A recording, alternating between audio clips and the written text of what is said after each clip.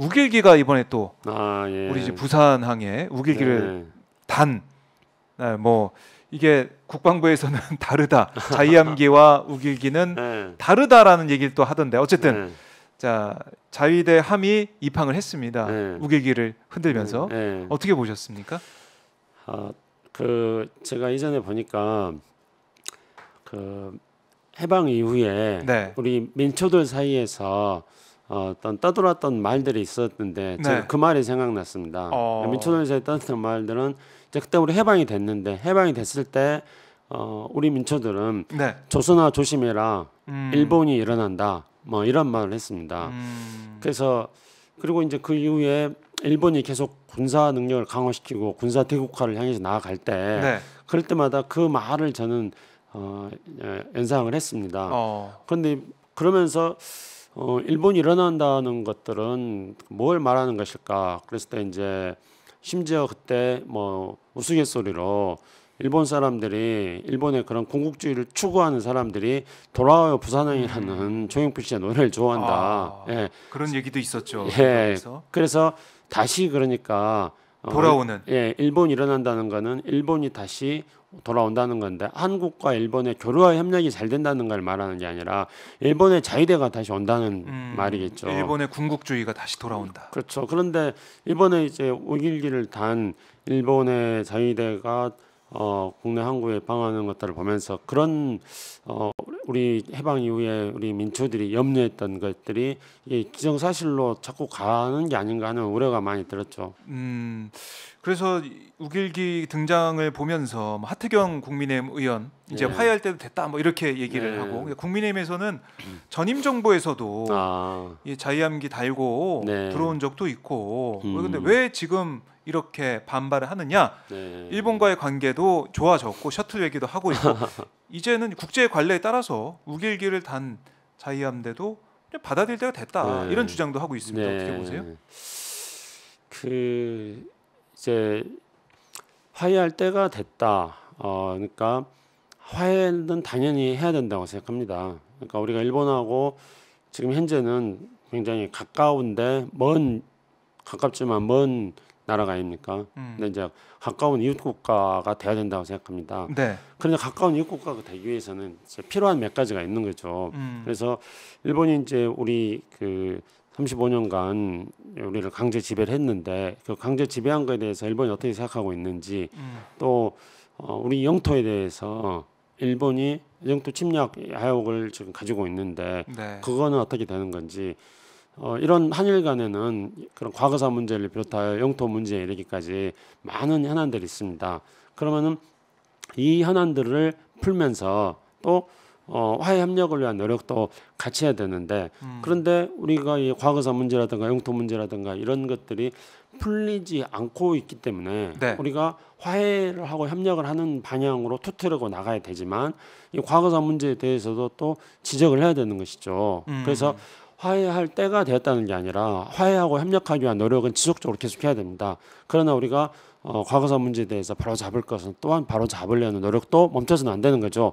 그러면은 화해할 때가 됐으니까 우리 영토에 대한 침략 야욕을 가지고 있는 것을 인정해 주자는 것인가 또는 식민지 지배에 대해서 반성하고 있지 않는 것에 대해서 또 인정해 주자는 것인가 이렇게 반론을 펼칠 수도 있는 것입니다. 그리고 뭐 과거에 김대중 정부 때도 우길기를 달고 들어왔다 노무현 정부 때 들어왔다 그렇게 이야기하는데요.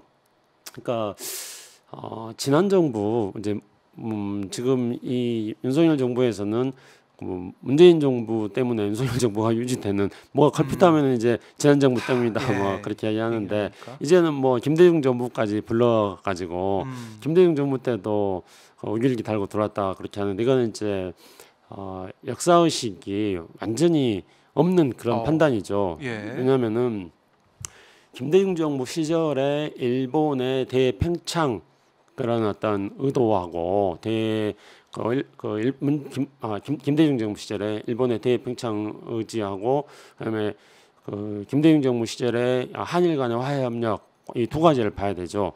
근데 김대중 정부 시절에는 한일 간의 화해 협력을 위한 노력이 있었고 그리고 실제로 윤석열 대통령도 매우 높게 평가하는 김대중 오부치 선언이 있지 않았습니까? 오부치 선언 마음으로부터 진심 어린 사과를 오부치 총리가 한 거고 네. 그리고 그것에 입각해가지고 또 우리는 화해 협력을 하면서 미래로 나가겠다고 한 거예요. 그 당시에는 예. 그런 분위기였다. 그렇죠. 그러니까 이제 그런 어떤 그 한일 간의 관계 개선한 노력들이 진행되는 상황이었다는 것이 지금하고는 성질이 다른 거죠. 왜냐하면 지금은 이제 기시다 총리가 김대중 오부치 선언만큼 지금 이야기를 하고 있지 않고 있는 상황이기 그렇죠. 때문입니다. 네. 그다음에 이제 그 당시에 일본의 그 군사적인 팽창 역량이나 의지 이런 게 지금하고는 현저히 다릅니다.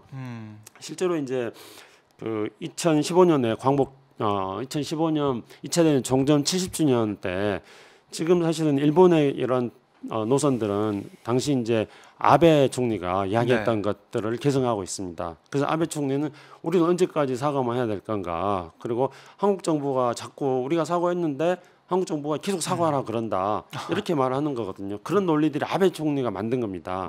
사실은 일본은 사과하고 나서 이제 우리 지금 청와대 우리 용산 대통령실에 따르면 일본이 지금까지 62번 사과를 했는데 네. 언제까지 또 사과하란 말이냐 이렇게 지금 이야기하고 있지 예, 그런 않습니까? 얘기 나오더라고요. 그런데 일본은 사과할 때마다 지금까지 역사적으로 사과할 때마다 곧바로 망언과 망동을 했습니다. 사과하고 나서 바로 독도는 일본 땅이라 주장한다거나 또는 뭐 일본 야스쿠니 신사에 참배를 간다거나 그러니까 이게 사과의 진정성이 하나도 없는 그런 발언과 행동을 했습니다. 사과하고 난 다음에 이제 다시는 예. 그런 망언이 없어야 되는데 그게 당연하죠. 아니었다는 거고요. 그러니까 그렇기 때문에 이게 과연 사과인지에 대해서 네. 우리가 의문을 가지는 거죠. 그래서 일본이 우리 용산 대통령실의 말대로 일본이 62번 사과를 했다면은 일본이 사과 후에 망언하고 망동한 거는 120번이 넘습니다. 그렇기 때문에 그 일본의 사과에 진정성이 없다고 우리 국민들이 판단하는 건데, 근데 이제 아베는 자신들이 그렇게 사과 후 망언하고 망동했던 것들 사과를 완전히 뒤집어버리는 그런 거에 대해서는 전혀 말하지 않고 네. 한국이 언제까지 일본에게 사과만 요구할 거냐, 한국이 참 꼴대를 자꾸 옮긴다. 이렇게 이제 국제사회에 아베는 이야기하고 다녔습니다. 네. 그러면서 2015년도에 이제 더 이상 사과하지 않겠다. 그렇게 하면서 아베 총리가 이제 이야기했던 것들이 미일 간의 어떤 가이드라인, 그러니까 서로 간의 방위 협력을 어떻게 할 것인지에 대한 그 방위 협력 지침을 또 개정을 합니다. 그래서 미일 간의 방위 협력 지침을 개정한 것에 따르면은 네. 일본 자위대가 주변 사태시라든가 일본 여러 가지 유사 사태시, 뭐 영양 사태시라는 자기들 나름대로의 기준을 정해놓고 그 기준에 따라서 일본의 자위대의 대외적 팽창의 범위들을 훨씬 더 넓혀놓고 있습니다. 그래서 과거에는 일본이 주변 사태라는 게 한반도라는 지리적인 것들을 포함하지 않는다 그렇게 이야기했습니다. 그런데 네. 아베 총리 이후에는 과거에 대해서 사과하지도 않으면서 않겠다는 입장을 분명히 하면서 또 주변 사태라든가 이런 거에 대해서는 지리적으로 주변에 문제가 있었을 경우에 일본 자위대가 파병한다, 자위대가 간다. 네. 이렇게 일본이 미일 방위협력지침을 그렇게 개정하고 그렇게 해석을 하고 있는 겁니다. 그러니까 일본 자위대는 내놓고 2015년 이후부터는 내놓고 자신들이 판단했을 때 주변에 어떤 사태가 발생했을 경우에 자위대가 한반도에 들어온다. 이런 것들을 지금 상정하고 있는 겁니다. 그런데 그거를 김대중 정부 때와 지금하고 그런 점에 있어서 현저하게 달라지는 상황인 거죠.